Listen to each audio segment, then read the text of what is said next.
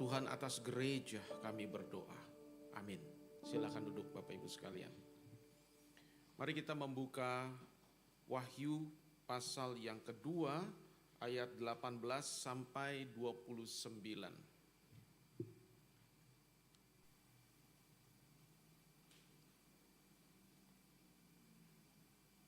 Wahyu pasal yang kedua ayat 18 sampai 29.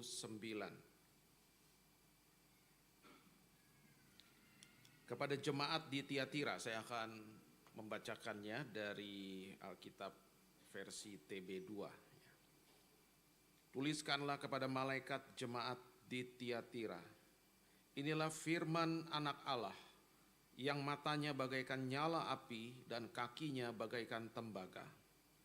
Aku tahu segala pekerjaanmu, baik kasihmu maupun imanmu, baik pelayananmu maupun ketabahanmu. Aku tahu bahwa pekerjaanmu yang terakhir lebih banyak daripada yang pertama. Meskipun demikian, aku mencela engkau, karena engkau membiarkan wanita Izebel yang menyebut dirinya nabiah, mengajar dan menyesatkan hamba-hambaku supaya berzina dan makan persembahan-persembahan bagi berhala. Aku telah memberikan dia waktu untuk bertobat, tetapi ia tidak mau bertobat dari zinanya. Lihatlah, aku akan melemparkan dia ke atas ranjang orang sakit, dan mereka yang berzina dengan dia akan kulemparkan ke dalam kesukaran besar, jika mereka tidak bertobat dari perbuatan-perbuatan perempuan itu. Anak-anaknya pun akan kubunuh, dan semua jemaat akan mengetahui bahwa akulah yang menguji pikiran dan hati orang, dan bahwa aku akan membalaskan kepada kamu masing-masing menurut perbuatanmu. Namun kepada kamu orang-orang lain di Tiatira yang tidak mengikuti ajaran itu dan tidak menyelidiki apa yang mereka sebut seluk-beluk iblis, kepada kamu aku berkata, aku tidak mau menanggungkan beban lain kepadamu, tetapi apa yang ada padamu, peganglah itu sampai aku datang. Siapa yang menang dan melakukan pekerjaanku sampai kesudahannya, kepadanya akan kuberikan kuasa atas bangsa-bangsa. Dia akan memerintah mereka dengan tongkat besi. Mereka akan diremukkan seperti tembikar tukang periuk, sama seperti kuasa yang kuterima dari Bapakku, dan kepadanya akan kuberikan bintang timur. Siapa bertelinga, hendaklah ia mendengarkan apa yang dikatakan Roh kepada jemaat-jemaat. Saudara, kita sampai kepada jemaat yang keempat pada malam ini. Jemaat yang ada di kota yang paling kecil dari ketujuh jemaat yang ada di dalam kitab Wahyu sebagai penerima surat atau kitab ini. Tetapi kepada jemaat yang ada di kota yang paling kecil ini, justru surat yang diberikan adalah surat yang paling panjang dibandingkan dengan ketujuh jemaat lainnya. Nah, kita akan lihat apa pesan dan apa firman dari Tuhan kepada jemaat Tiatira yang juga relevan bagi kita hari ini. Yang pertama dimulai dari Yesus Kristus yang menyatakan dirinya kepada jemaat Tiatira. Siapakah Yesus Kristus? Dia adalah Anak Allah. Satu-satunya Yesus menyebut dirinya sebagai Anak Allah di dalam kitab Wahyu, yaitu di dalam pasal yang kedua kepada jemaat di Tiatira ini. Kenapa Yesus memperkenalkan dirinya sebagai Anak Allah kepada jemaat Tiatira? Saudara, di kota itu ada pemujaan kepada dewa Apollo yang disebut dewa Tirimnos di kota Tiatira itu. Dan Tirimnos ini bersama dengan kaisar itu disebut anak-anak Zeus.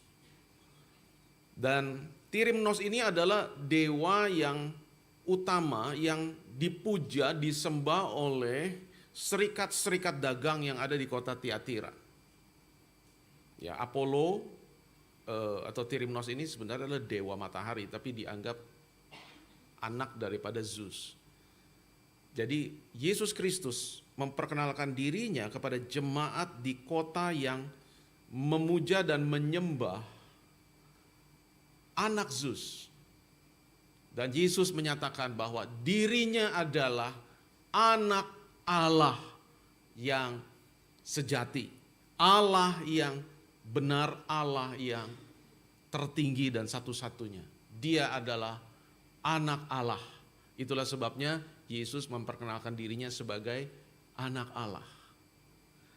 Nah, di situ digambarkan bahwa Yesus sebagai anak Allah, matanya bagaikan nyala api.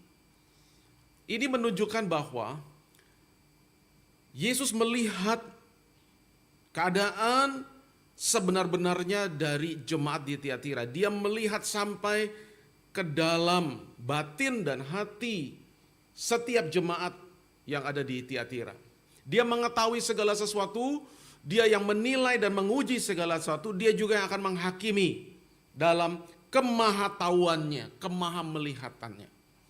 Kemudian digambarkan dia juga memiliki kaki yang bagaikan tembaga. Kaki bagaikan tembaga itu kalau kita melihat rujukan dengan kitab Daniel, penggambaran tembaga itu seringkali menggambarkan penghakiman Allah kepada bangsa-bangsa.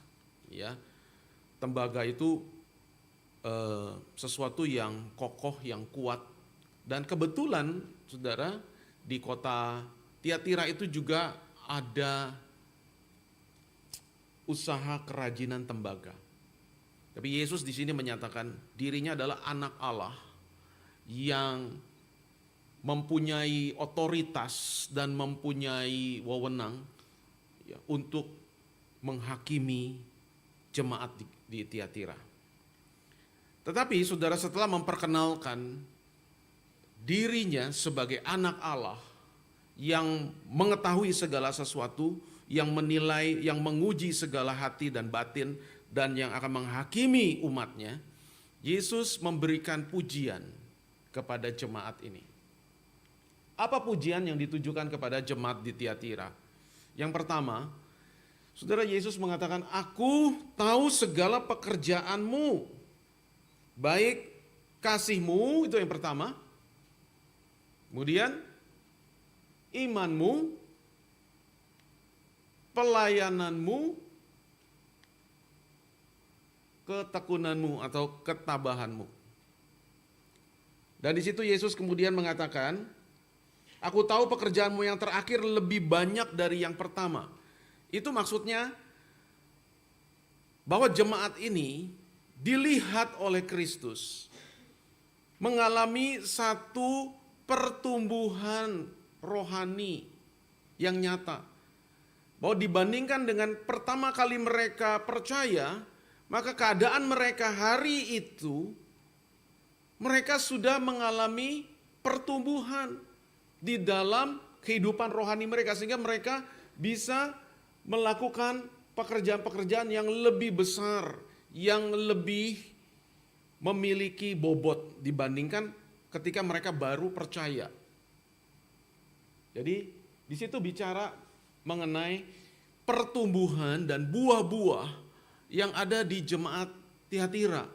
Dan itu adalah penilaian Tuhan.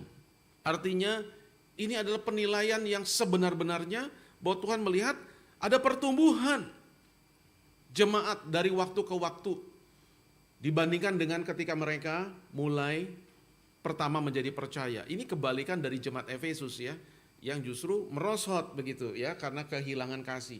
Jemaat ini semakin bertumbuh. Ya, apa yang dilakukan saat itu lebih banyak, lebih besar dari yang sebelumnya.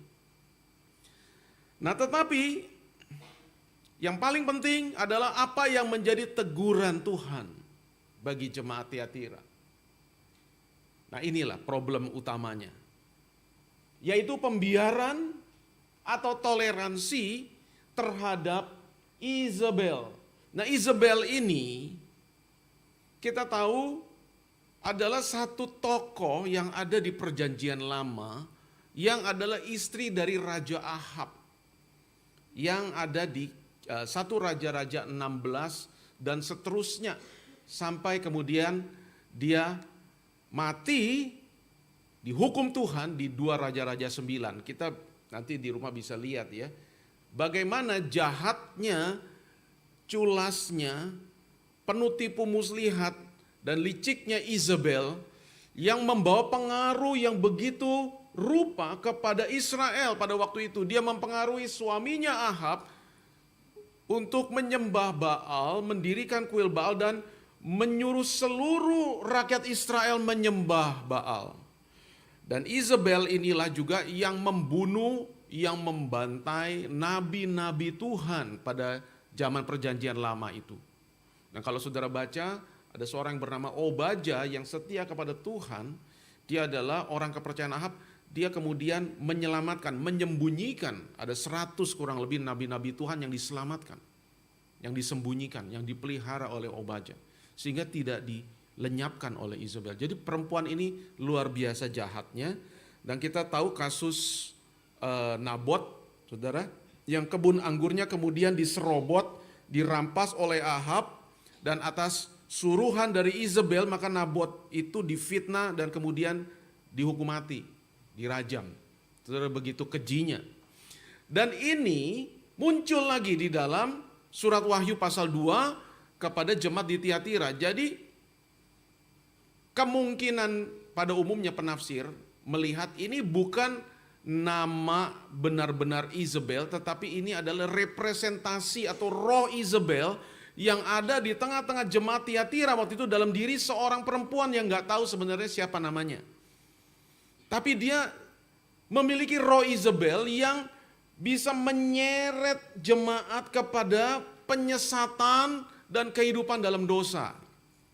Begitu rupa, artinya orang ini bukan orang sembarangan. Ini orang yang punya pengaruh besar di tengah-tengah jemaat. Dan dia itu self-proclaim, menyatakan dirinya sebagai nabi. Ya, kalau perempuan itu disebut apa? Nabiyah. Dia mengaku dirinya nabiyah. Artinya dia mengaku dia menerima wahyu dari Tuhan. Dan dia mengajarkan pengajaran-pengajaran yang kemudian membawa jemaat Tiatira kepada perbuatan dosa. Yaitu supaya jemaat melakukan kompromi. Nah, itu yang disebut oleh Tuhan Yesus. Kompromi berbuat dosa, yaitu apa? Dosa percabulan atau zina, dan dosa idolatry, penyembahan berhala, makan persembahan-persembahan yang diperuntukkan untuk penyembahan kepada ilah-ilah pagan di kota itu. Ya. Jadi ini adalah persoalan utamanya yang dikecam, yang menjadi teguran keras dari Tuhan kepada jemaat Tiatira. Nah, jadi sekarang kita melihat lebih jauh ya. Di dalam jemaat ini sebenarnya memang ada 2 problem. Yang pertama problem eksternal. Problem eksternal itu saudara di kota Tiatira sama sebenarnya seperti di kota-kota lain di ketujuh jemaat pada waktu itu. Secara umum, saudara, setiap kota itu memang ada asosiasi-asosiasi dagang. Saudara, ya, ada serikat-serikat dagang.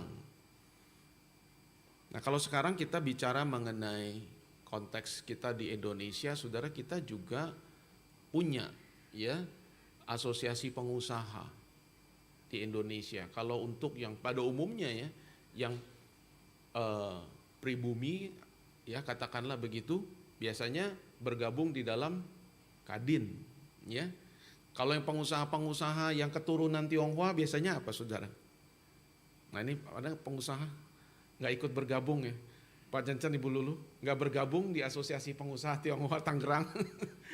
Apindo misalnya, asosiasi pengusaha Indonesia ya, atau macam-macam saudara, ada HIPMI, Himpunan Pengusaha Muda Indonesia, ada asosiasi pengusaha Indonesia Tionghoa, macam-macam ya. Dan di kota Tiatira ini itu banyak usaha-usaha manufaktur, kerajinan rakyat. Ya, salah satunya itu kain ungu yang terkenal. Saudara ingat Kisah Rasul 16, ada seorang perempuan namanya siapa? Lydia. Lydia itu pengusaha kain. Kain ungu. Oh, ini kain yang terkenal, ya, produk dari kota Tiatira. Ya, ada zat warna ungu yang diambil dari tumbuh-tumbuhan yang ada di kota itu, diambil, ya, diproses bagian akar-akarannya gitu. Ya, dari situ muncul zat pewarna alami warna ungu untuk mewarnai kain. Jadi ada usaha kain linen, ya, kain ungu, ada kain wool, kemudian ada kerajinan kulit, ada kerajinan barang-barang logam seperti tembaga, juga ada kerajinan barang-barang pecah belah, tembikar, periuk, begitu ya. Jadi itu asosiasi dagang itu di sana juga banyak, saudara. Namanya itu memang kota dagang, walaupun kota ini kota kecil, tapi penuh dengan berbagai macam usaha manufaktur ekonomi masyarakat. Nah, apa yang terjadi? Ya seperti di kota-kota yang lain, saudara. Biasanya setiap asosiasi atau serikat itu mereka pasti mendatangkan manfaat tentu, ya kan? Sama seperti kalau kita melihat misalnya di Indonesia, apa keuntungan bergabung misalnya menjadi anggota Apindo? Ya mungkin kita bisa banyak jaringan, banyak channel. Kalau kita ada kesulitan kita bisa dibantu, ya kan? Sama kolega kita. Jadi banyak pasti kemudahan-kemudahan dan manfaat secara ekonomi. Itulah sebabnya saudara, orang-orang Kristen tuh juga bergabung di dalam asosiasi-asosiasi itu untuk apa? Demi untuk kelancaran bisnis, saudara. Ya, kalau ada apa-apa mereka nggak sendirian gitu loh. Mereka ada asosiasi yang membackup, yang memayungi mereka. Nah, tetapi seperti yang kita tahu juga, setiap serikat-serikat dagang itu mereka biasa melakukan acara-acara pagan. Jadi biasanya mereka kumpul-kumpul, dan waktu kumpul-kumpul itu pasti mereka juga apa? Makan kan? Makan itu nggak sekedar makan, tapi sebelum makan tuh mereka ada ritual, ya. Makanan-makanan itu dipersembahkan kepada dewa-dewa mereka. Gitu. Salah satunya itu Tirimnos itu. Dan setelah itu dimakan. Nah, orang Kristen di situ bagaimana? Mereka serba salah. Kalau nggak makan bagaimana? Kalau makan mereka merasa itu dosa, bersalah, seperti itu, ya. Nah, jadi kondisi itulah yang dialami yang memberikan satu dilema, ya, untuk mereka kompromi. Dan bukan cuman itu, biasanya mereka kumpul itu, mereka makan. Nah, sebelum itu ada ritual pemujaan. Setelah itu mereka mabuk. Setelah mereka mabuk, mereka biasa, ya, melakukan hubungan seks, begitu, ya, secara bebas, dan macam-macam dosa. Jadi jemaat sebagian itu dilema bagaimana. Jadi itu kondisi yang bukan saja dihadapi oleh jemaat di kota Smyrna misalnya, ya, sebelumnya yang kita sudah dengar, tapi juga di kota-kota lainnya juga, ya. Nah, itu adalah problem eksternal. Tapi yang problem utama itu adalah problem internal dalam kasus di Tiatira, yaitu saudara, ada pengaruh dari internal jemaat, dari seorang yang disebut Isabel ini, yang tampaknya menganjurkan jemaat-jemaat untuk melakukan kompromi. Jadi Isabel ini mengajarkan it's okay.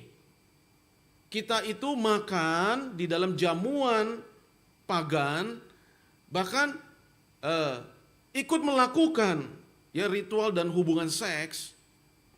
Karena apa? Karena kita sudah di dalam Kristus. Apa yang dilakukan oleh tubuh kita tidak akan mempengaruhi kondisi rohani kita yang sudah ada di dalam Kristus.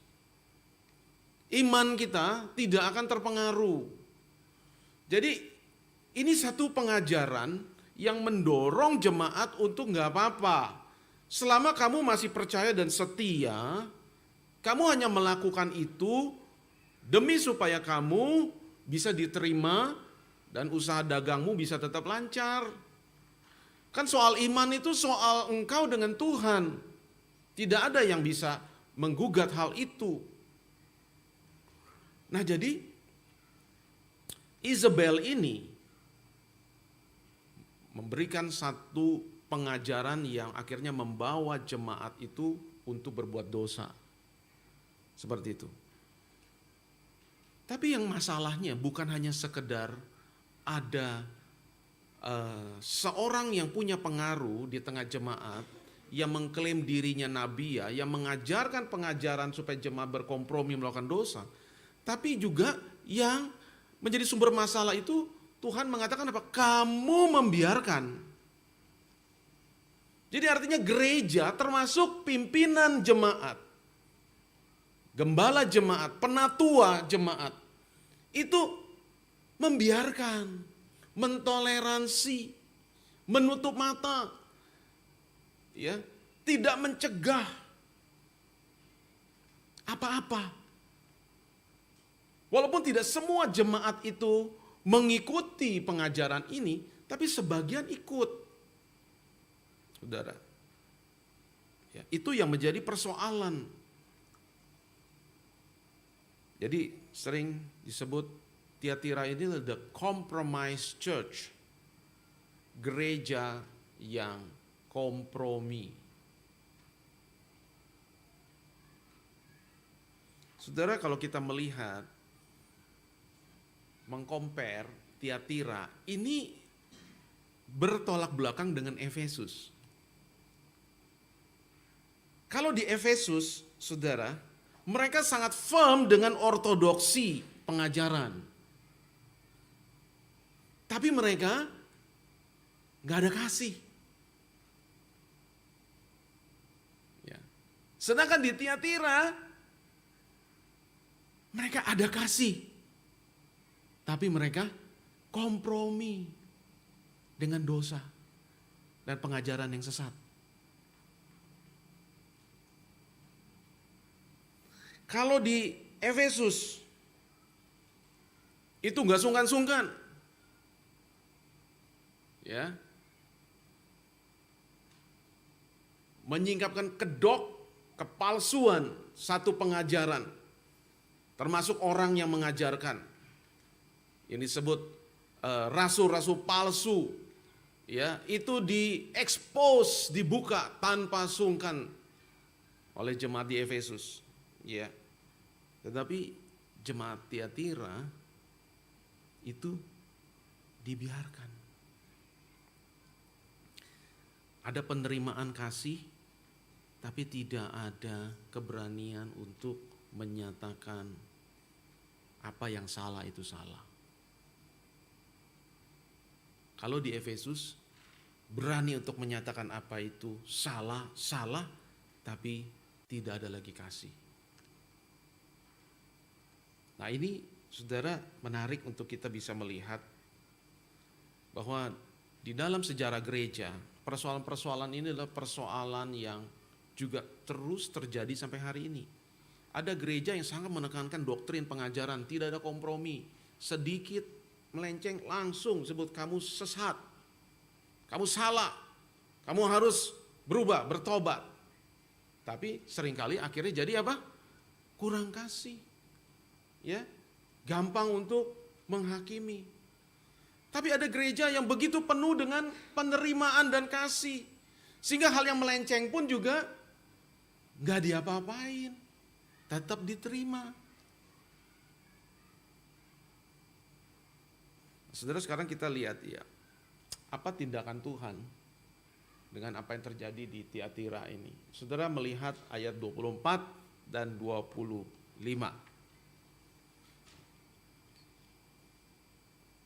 Namun kepada kamu,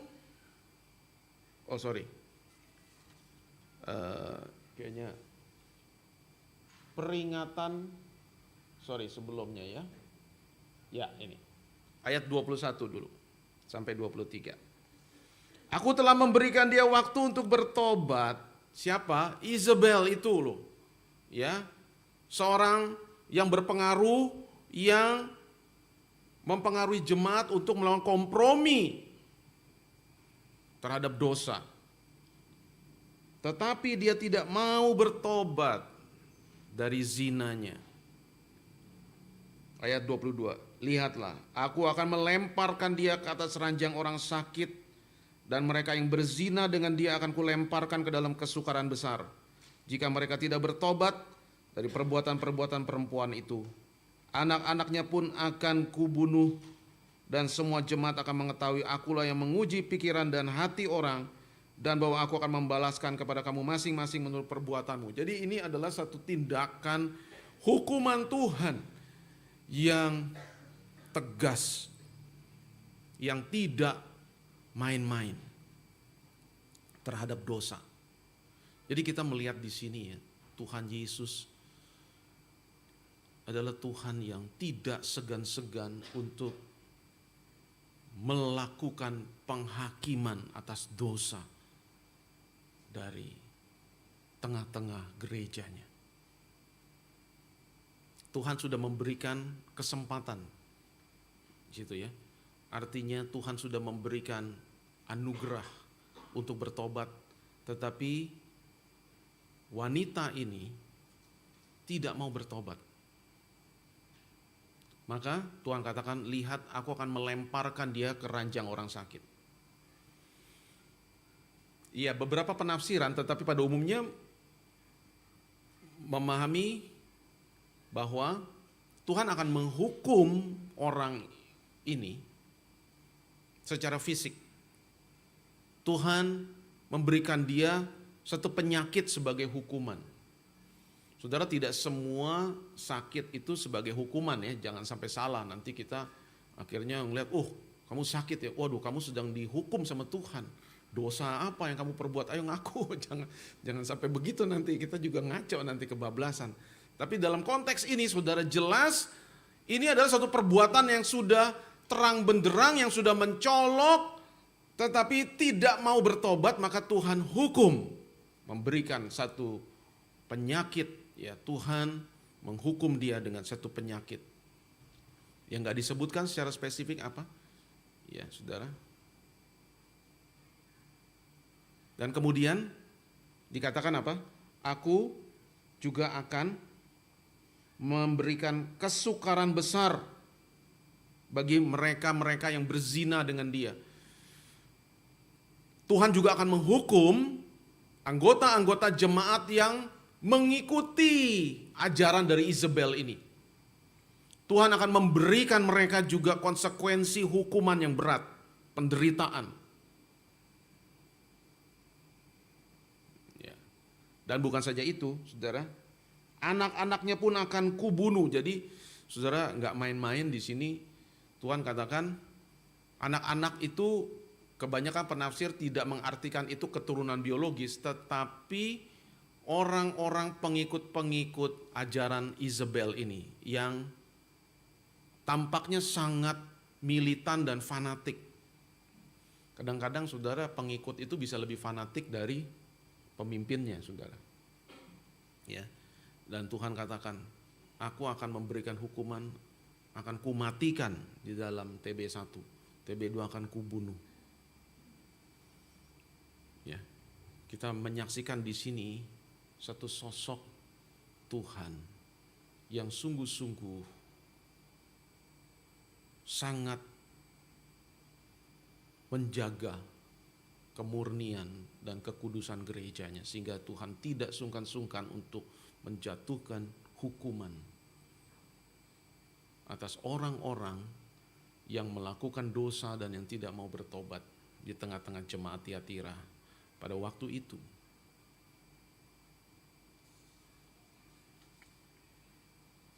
Kemudian, saudara, ada peringatan dan perintah Tuhan untuk jemaat Tiatira lainnya, sebagian lainnya yang tidak ikut ya kepada ajaran dari Nabiah Isabel ini. Saudara, mulai dari 24. Namun kepada kamu orang-orang lain di Tiatira yang tidak mengikuti ajaran itu dan tidak menyelidiki apa yang mereka sebut seluk-beluk iblis, kepada kamu aku berkata, aku tidak mau menangguhkan beban lain kepadamu, tetapi apa yang ada padamu peganglah itu sampai aku datang. Jadi kepada kamu selebihnya yang tidak ikut-ikutan kepada ajaran dan perilaku dari Isabel dan para pengikutnya, ini perintahku dan ini pesanku dan peringatanku.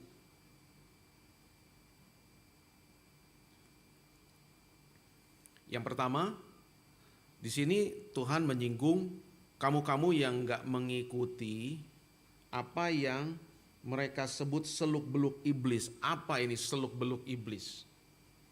Saudara, ada beberapa tafsiran. Seluk-beluk iblis ini bisa dimengerti sebagai satu teguran yang bersifat sarkastik dari Tuhan kepada Isabel dan para pengikutnya, yang sebenarnya mereka punya satu pengajaran yang mereka sebut ini adalah misteri atau rahasia ilahi yang hanya bisa diketahui oleh orang-orang tertentu. Dan beberapa penafsir menganggap ini semacam cikal bakal dari gnostisisme, ya, yang sudah mulai muncul pada zaman surat Wahyu ini. Jadi sebenarnya ini satu sindiran yang bersifat sarkastik, karena Isabel itu kemungkinan mengklaim bahwa saya menerima wahyu ilahi, gitu loh, mengenai hal-hal yang bersifat rahasia, yang nggak diketahui oleh semua orang. Nah, kita tahu ajaran gnostik itu juga adalah ajaran yang menekankan seseorang itu bisa mengalami pencerahan rohani melalui pengetahuan-pengetahuan yang bersifat rahasia, begitu, ya, yang tidak bisa diakses oleh semua orang. Tetapi tafsiran yang kedua, yang saya lebih prefer yang kedua, adalah memang betul ini seluk-beluk iblis. Jadi bukan sarkastik dari seluk-beluk ilahi atau Allah. Yang dimaksud seluk-beluk iblis ini atau deep secret atau deep things. Jadi kemungkinan, ya, karena kita tidak bisa memang mengatakan ini pasti, kemungkinan bahwa kelompok ini mengajarkan bahwa karena kita sudah ada di dalam Kristus, maka kita perlu untuk masuk ke dalam benteng-benteng musuh, benteng-benteng iblis, supaya kita bisa mengetahui strategi dari si iblis itu dalam segala pekerjaannya dan tipu muslihatnya. Caranya bagaimana kita bisa tahu strateginya dan rahasia daripada iblis? Ya, nyemplung, ikut kepada ajaran maupun praktek-praktek yang dilakukan atau diilhami oleh iblis. Yaitu termasuk itu, saudara. Ya, makan makanan persembahan berhala, ikut-ikutan melakukan seks bebas. Dengan apa? Dengan pemahaman bahwa kita dalam rangka untuk mengetahui ini strategi iblis nih sebenarnya maksud dia apa. Jadi ya kita harus ikut masuk untuk membongkar strateginya. Ya. Jadi penafsirannya semacam itu. Nah, jadi sebagian jemaat tuh percaya kepada pengajaran Isabel dan ikut nyemplung. Dan bagi kelompok ini, kita itu melakukan itu nggak akan membawa pengaruh apa-apa gitu loh kepada kita, karena kita sudah di dalam Kristus. Kristus lebih kuat. Nah, itu yang kemudian dianggap oleh Tuhan ini satu perbuatan yang jahat. Saudara. Ya. Jadi pesan Tuhan apa? kepada orang-orang yang tidak mengikuti ajaran itu dan tidak menyelidiki apa yang mereka sebut seluk-beluk iblis. Kepada kamu aku berkata, aku tidak mau menanggungkan beban lain kepadamu.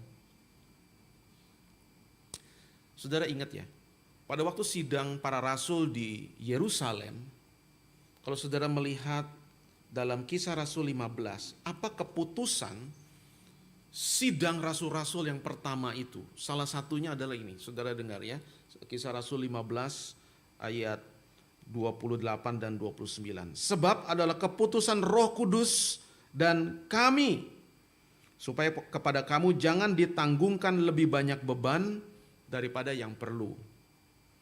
Yaitu, kamu harus menjauhkan diri dari makanan yang dipersembahkan kepada berhala. Nah itu, ya, ini hasil keputusan persidangan para rasul yang disebut keputusan Roh dan kami.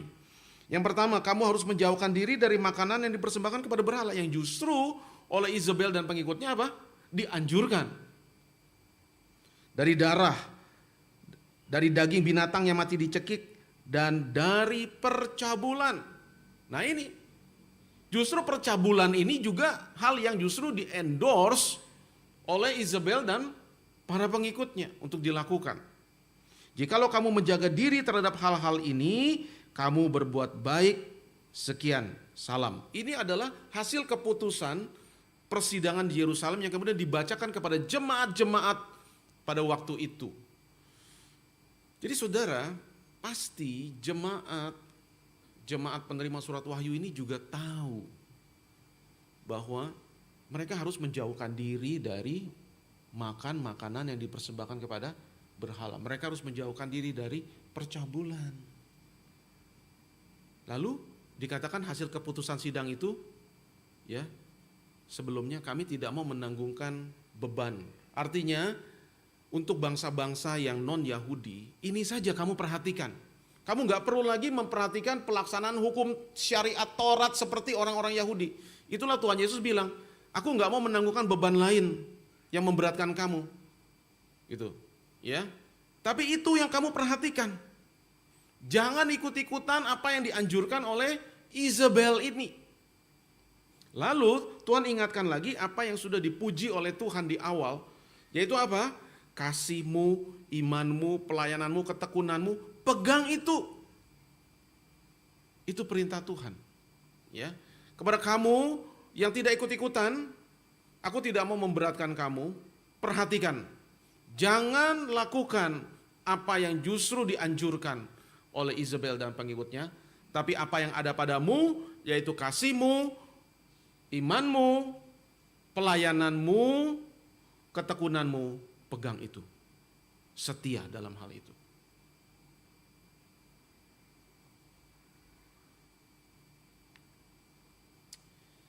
Saudara, bagi kita hari ini apa kira-kira relevansinya dengan kondisi jemaat di Tiatira? Saudara, Tiatira ini kita bisa sebut gereja yang kompromi. Gereja yang ada kasih, ada iman, ada kesetiaan, ada kerajinan melayani, tapi kompromi.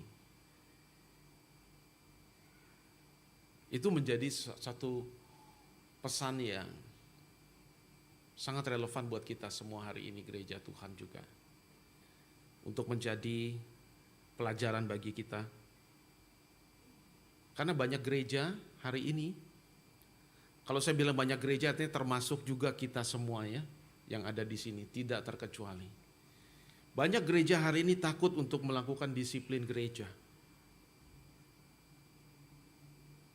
Karena disiplin gereja itu bukan sesuatu yang populer.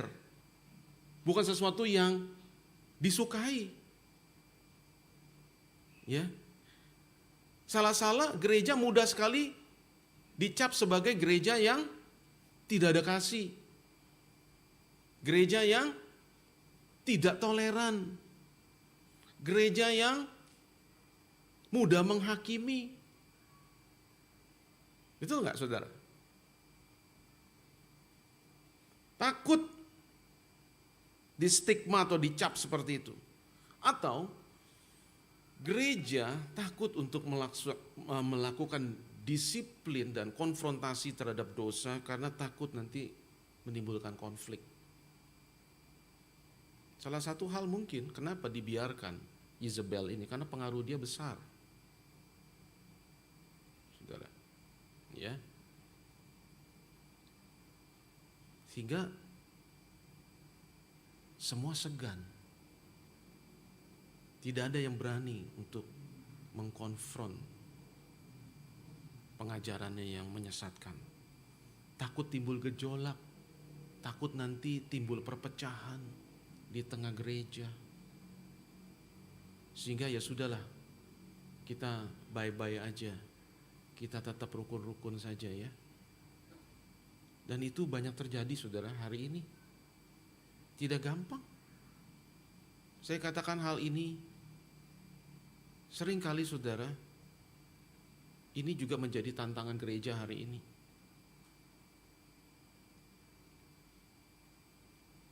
Saudara, gereja juga seringkali sungkan atau jarang untuk mengkhotbahkan tentang dosa. Kenapa? Aduh, jangan ngomongin dosa lah. Itu kan urusan masing-masing. Ya, kalau khotbah dari mimbar ya ngomonginlah tentang kasih, tentang pengampunan, ya tentang menjadi berkat bagi sesama. Jangan ngomongin dosa. Kenapa? Takut nanti ada yang tersinggung, gak mau ke gereja lagi.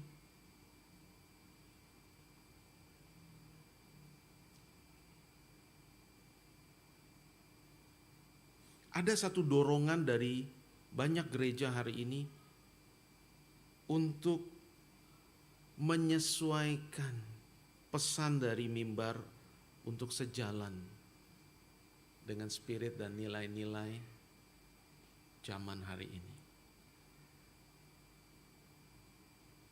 Kalau zaman hari ini menerima misalnya gaya hidup kohabitasi, hidup tinggal satu atap tanpa komitmen perkawinan, ya sudahlah, kenapa sih kamu jadi hakim? Biarlah mereka melakukan apa yang mereka anggap baik. Kan mereka bukan anak kecil lagi. Itu udah tanggung jawab mereka.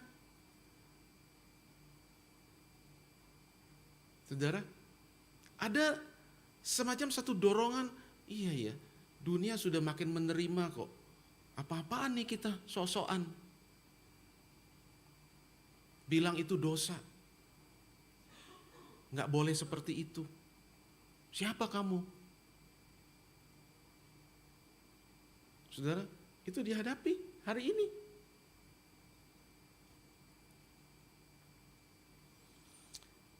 Gereja kompromi itu juga kita sadar ya. Kalau dosa yang kelihatan terang-terangan gamblang mungkin kita juga bisa bersikap. Tapi banyak hal yang kita tahu juga nggak benar tapi kita juga diem. Ya. Ada istilah respectable sins. Dosa-dosa yang terhormat. Apa itu dosa-dosa yang terhormat saudara? Orang sombong. Karena dia merasa dia punya mungkin kemampuan, ya dia punya kontribusi yang besar, dia punya pengaruh, dia pendiri, dia perintis, ya. Tapi dia begitu penuh dengan arogansi. Itu dosa enggak? Dosa, tapi orang udah diam-diam saja lah sudah. Ya kan? Kalau orang malas, ya kadang-kadang kita pikir ya sudahlah, itu urusan dia. Gitu ya. Kalau dosa nggak bisa kontrol nafsu makan, kita pernah bahas kan 7 dosa maut itu salah satunya apa saudara? Rakus. Dia memang begitu, nafsu makannya besar, ya sudah. Penyakit dia tanggung sendiri. Padahal itu dosa juga saudara. Atau ngomongin orang di belakang, gosip. Kita anggap ya sudahlah, di mana-mana orang gosip ya, mau gimana? Tapi itu dosa. Dan kita terhadap dosa-dosa tertentu kita tutup mata. Ya sudahlah, maklum kalau itu sih. Tapi kalau korupsi uang gereja, wah itu nggak boleh. itu langsung harus dikeluarkan. Misalnya. Atau kalau ketahuan berzina, wah langsung itu dikeluarkan. Tapi kalau yang lain-lain itu, ya kompromilah, maklumlah. Ini sudah terjadi, saudara. Ya, kita ingin menjadi gereja yang merangkul, tidak menghakimi. Tapi kadang-kadang kita kebablasan, akhirnya saudara, orang yang LGBT juga ya nggak apa-apalah, sudah kita terima. Kita nggak pernah mengkonfront dan nggak berani mengkonfront dosa itu dosa. Saudara, jadi memang kita menghadapi satu kondisi di mana saudara hari ini ya tidak mudah. Saya ingin katakan ya, seperti kondisi Tiatira dan Efesus itu, saudara, antara love sama doktrin, antara acceptance dengan repentance, antara keinginan untuk unity, tapi kadang-kadang mengalahkan purity, kekudusan. Bagaimana kita bisa balance? Itu kita memang butuh anugerah Tuhan. Kita nggak ingin jadi gereja yang mudah menghakimi dan tidak ada kasih. Tapi kita juga tidak mau menjadi gereja yang kompromi dan kebablasan. Bagaimana kita bisa menyeimbangkan itu? Saudara, kita perlu memang kembali kepada anugerah Tuhan. Kita bisa tegas terhadap dosa tanpa kita harus kehilangan kasih.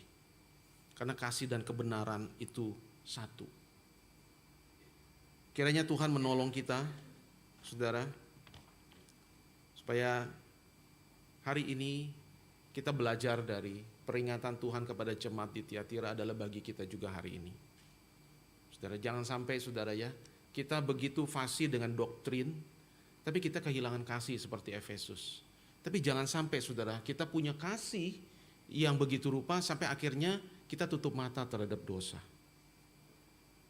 Saudara, pada akhirnya Tuhan berjanji barang siapa menang, Tuhan akan memberikan kepada dia kuasa atas bangsa-bangsa, yang akan memerintah bersama dengan Kristus. Tuhan akan memberikan kepadanya bintang timur. Tafsiran yang ini juga bermacam-macam, tapi saya menganggap bintang timur itu tidak lain adalah representasi daripada Kristus sendiri. Tuhan akan memberikan dirinya sendiri menjadi bagian dari orang-orang yang setia di dalam kasih dan iman dan ketekunan sampai akhir. Mari kita menjadi jemaat yang selalu waspada, introspeksi, dan juga selalu hidup di dalam kebenaran firman. Amin. Mari kita berdoa. Kami memohon Tuhan supaya apa yang terjadi kepada jemaat di Tiatira juga menjadi pelajaran yang penting bagi kami jemaat-Mu hari ini. Supaya kami jangan sekali-kali kompromi dan toleran terhadap dosa. Supaya kami jangan bermain-main dengan dosa, dan kami tidak mengkompromikan kebenaran dan kekudusan-Mu. Supaya kami, gereja kami, dianggap sebagai gereja yang penuh kasih, yang penuh penerimaan, tetapi sesungguhnya tidak lagi setia kepadamu. Tuhan berkati kami sebagai gereja, supaya kami juga boleh senantiasa hidup di dalam perkenan-Mu. Demi nama Tuhan Yesus, amin.